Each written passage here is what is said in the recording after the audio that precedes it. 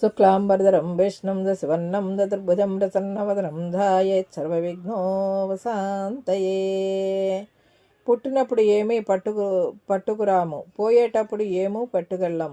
మనం చేసిన పాపపుణ్యాలు మాత్రమే మనతో వస్తాయి అని అందరికీ తెలుసు. అయినా ఆ దేవుడు మనకు ఇచ్చిన దానిలో మనకి ఉన్నంతలో ఎదుటి వాళ్ళకి సహాయం చేద్దామని కూడా ఆలోచన లేకుండా ఉన్నన్నాళ్ళు ఆనందాన్ని మరచి అనుబంధాలను చిన్న చిన్న మనస్పర్ధలకు వదిలేసి ఉరుకులు పరుగుల జీవితం జీవిస్తున్నాం. ఒక్కసారి ఆలోచించండి, మనతో వచ్చేది మనతో చేసే మంచి పనులతో వచ్చే పుణ్యం మాత్రమే.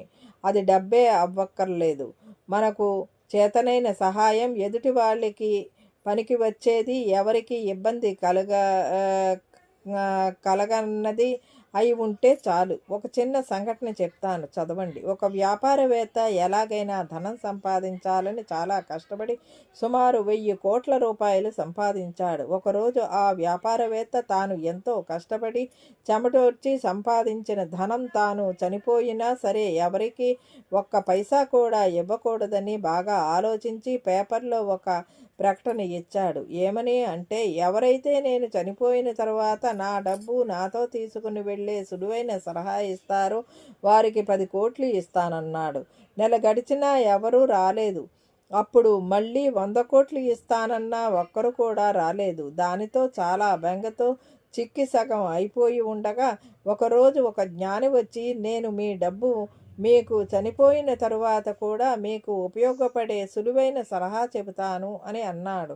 అప్పుడు ఆ వ్యాపారవేత్త ఎలా అని ప్రశ్నించాడు. దానికి ఆ జ్ఞాని ఆ వ్యాపారవేత్తతో, మీరు అమెరికా, ఇంగ్లాండు, జపాన్ వెళ్ళారా అని అడిగాడు. దానికి ఆ వ్యాపారవేత్త వెళ్ళాను అని చెప్పగా, అమెరికాలో మీరు మీ రూపాయలు ఎలా ఖర్చు చేశారు అని జ్ఞాని అడిగాడు. దానికి ఆ వ్యాపారవేత్త, మన భారతదేశ నోట్లు అమెరికాలో చెల్లవు కనుక నా రూపాయలను డాలర్లుగా మార్చి తీసుకుని వెళతాను. అదే ఇంగ్లాండ్లో అయితే పౌండ్గా, జపాన్లో అయితే ఎన్స్గా, ఇలా ఏ దేశం వెళ్తే ఆ దేశ కరెన్సీ క్రింద నా రూపాయలను మార్చి తీసుకుని వెళ్తాను అని అన్నాడు.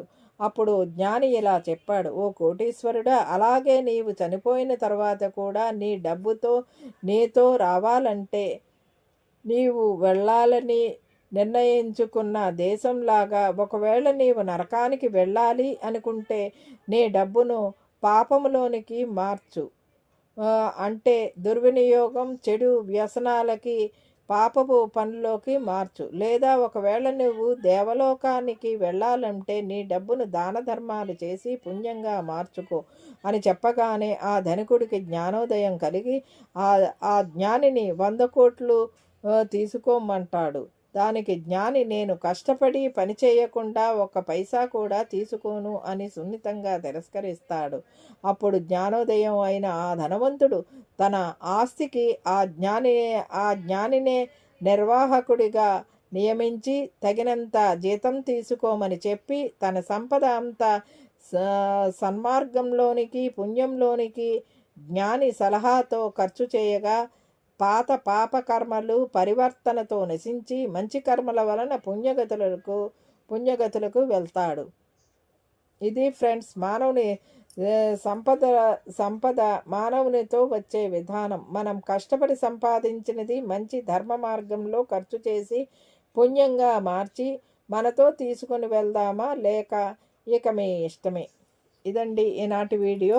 ఈ వీడియో కనుక మీకు నచ్చినట్లయితే లైక్ చేయండి, షేర్ చేయండి, కామెంట్ చేయండి, సబ్స్క్రైబ్ కూడా చేయండి. మరిన్ని వీడియోలు కావాలంటే బెల్ ఐకాన్ని నొక్కండి. Thank you for watching.